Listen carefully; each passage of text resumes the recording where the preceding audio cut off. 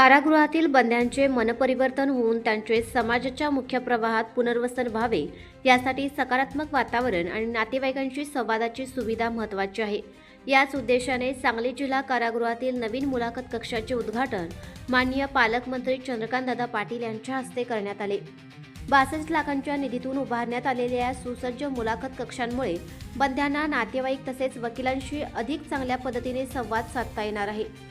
आपल्या माणसांशी होणारा हा संवाद त्यांचा ताणतणाव कमी करून सकारात्मक जीवन जगण्याची प्रेरणा देईल। याचबरोबर कौशल्य विकास विभागामार्फत प्रशिक्षण घेतलेल्या 81 बंद्यांनी संगणक डाटा एंट्री ऑपरेटरची परीक्षा उत्तीर्ण केली।